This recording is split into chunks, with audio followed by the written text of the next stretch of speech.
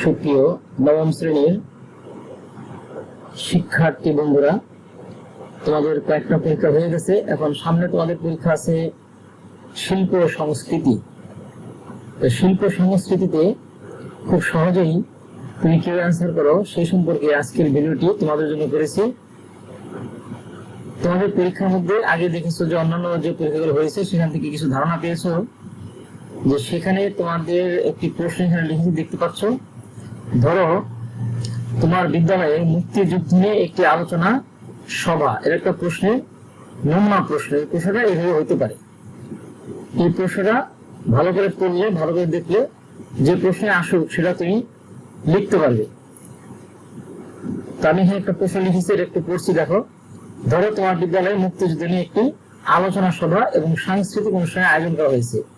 এই অনুষ্ঠানটি তোমরা ছাত্ররা বিভিন্ন দলে ভাগ হয়ে পরিচালনা করবে। দলে আলোচনা করে একটি পরিকল্পনা তৈরি করবে।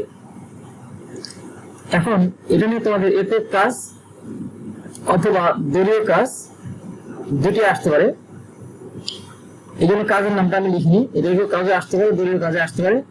1 নম্বর প্রশ্নটা এরকম হতে পারে যে শর্তের মাধ্যমে একটি অনুষ্ঠান সূচি তৈরি করে প্রত্যেকে খাতায় লিখবে।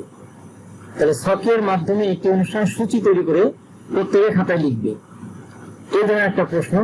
অর্থাৎ সকাল থেকে অনুষ্ঠান শেষ হওয়া পর্যন্ত কোন সময় কি কাজ হবে, কিভাবে তুমি অনুষ্ঠানটা শুরু করবে, শুরুতে কারা থাকবে, তারপরে কোন কোন অতিথিকে তুমি আমন্ত্রণ জানাবে, এবং তাদের ভাষণ এবং তাদের আলোচনা, কার আলোচনা কখন হবে, কয়টার সময় হবে, টাইম উল্লেখ করে, এবং কে সমাপনী অনুষ্ঠানটা হবে, এই সবকিছু তুমি সুন্দর করে একটা শখ আকারে লিখে দিবে।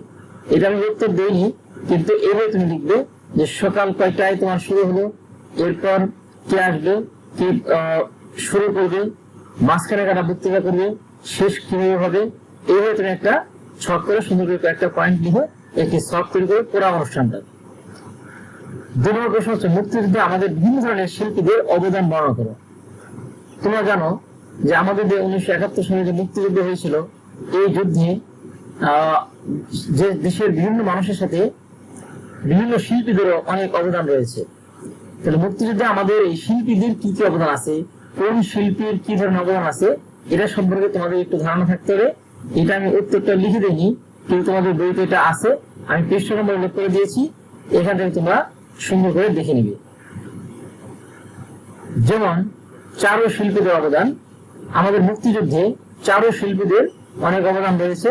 এই বিভিন্ন চারু শিল্পীদের অবদানের কথা তোমরা পাবে 17 পৃষ্ঠায়। তোমাদের বইয়ের 17 পৃষ্ঠায় চারু শিল্পীদের অবদান আছে, এটা সুন্দর করে পড়ে নিবে। সঙ্গীত শিল্পীদের অবদান এটা আছে 25 এবং 30 পৃষ্ঠায়।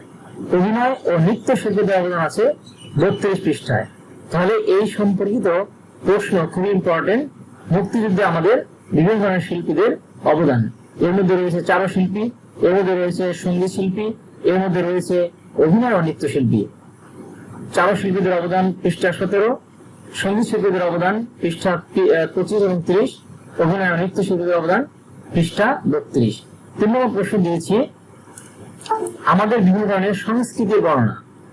আমাদের দেশের বিভিন্ন ধরনের সংস্কৃতি আছে, যেমন গ্রামীণ সংস্কৃতি, শহরের সংস্কৃতি, নৃগোষ্ঠীদের সংস্কৃতি।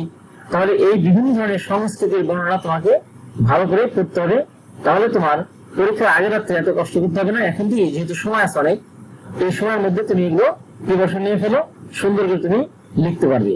আমাদের বিভিন্ন ধরনের সংস্কৃতির বর্ণনা, এই সংস্কৃতিগুলোর বর্ণনা আছে পৃষ্ঠা 10 পৃষ্ঠায় এগুলো বর্ণনা করা আছে। কাজে যে প্রশ্নটা দিলাম এইভাবে তুমি প্রিপারেশন নিতে থাকো। আর যেহেতু সময় আছে, এগুলো পৃষ্ঠা ধরে একটু পড়ো, পড়লে ইনশাল্লাহ তোমাদের লেখার কোনো সমস্যা হবে না আশা করি। আর যদি কোনো সমস্যা হয় বা তোমরা সেটা মন্তব্য করে কমেন্ট করতে পারো যে কি কি ধরনের সমস্যা তোমার হতে পারে, তাহলে সেগুলো সলভ করার চেষ্টা করব। ধন্যবাদ সবাইকে। যদি আমার এই ধারণাটা এবং প্রশ্নের ধরনটা তোমাদের ভালো লাগে এবং আলোচনাটা ভালো লাগে, তাহলে অবশ্যই লাইক এবং কমেন্ট করতে ভুলে যাবে না। ধন্যবাদ।